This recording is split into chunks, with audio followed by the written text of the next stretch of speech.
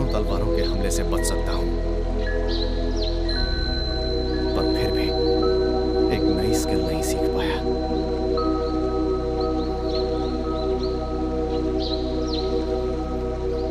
मैं आखिरी बार फिर कोशिश करूंगा।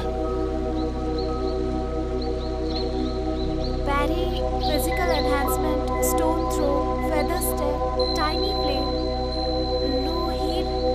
क्या आपको पूरा यकीन है ये सब सही लिखा है? हाँ, बस इतना ही लिखा है। वैसे आप जानते हैं रॉयल कैपिटल का ट्रेनिंग स्कूल है, वहाँ आपको सिखाने के लिए खुद ऐसे महारथी है जो। मैं जानता हूँ, मैं उन सब से ट्रेनिंग ले चुका हूँ। सबसे? अगर ऐसा है तो फिर मैं फिर भी एडवेंचरर नहीं बन सकता ना। माफ कीजिए लेकिन। नहीं नहीं, आपको माफी मांगने की जरूरत नहीं है। क्या सच में जरा सी भी उम्मीद नहीं है?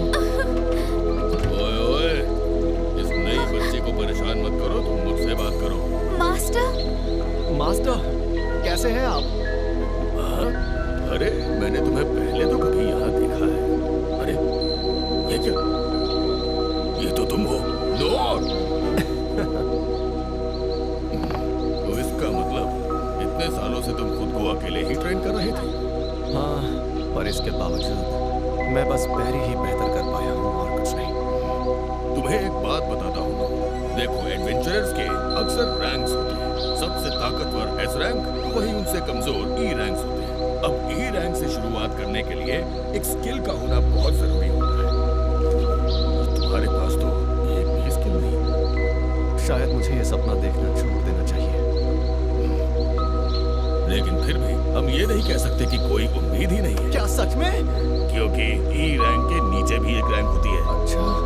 इन रैंक्स पर ज्यादा ध्यान नहीं दिया जाता, और ये है एफ रैंक। मैं एफ रैंक से गिल्ड का हिस्सा बन सकता हूँ? हाँ, लेकिन उसके लिए भी कुछ शर्तें हैं। इस शहर के बाहर तुम किसी भी तरह का मिशन या फिर कोई भी काम नहीं ले पाओगे, और तुम्हें शहर में रहते हुए छोटे मोटे काम भी करने होंगे। मुझे तो लगता है कोई बेवकूफ ही होगा जो एडवेंचरर बनने के लिए इस तरह का काम करेगा। एफ रैंक को तो गिल्ड को भी कमाई का कुछ हिस्सा देना पड़ता है। ये दरअसल पहले उनके लिए ही था जो बहुत ही। मैं तैयार हूँ। और अरे तुमने सुना नहीं मैंने जो अभी अभी कहा? मुझे शर्त मंजूर है, कोई एतराज नहीं।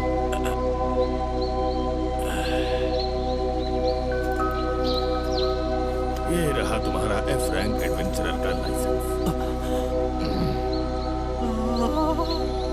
शुक्रिया, मैं आपका यह एहसान कभी नहीं भूलूंगा। बॉडी एनहांसमेंट,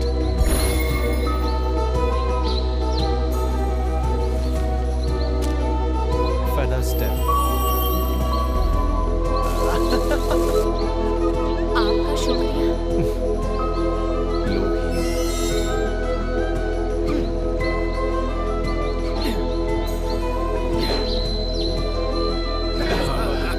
अच्छा लगा।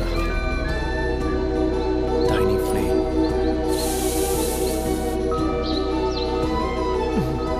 Stone throw.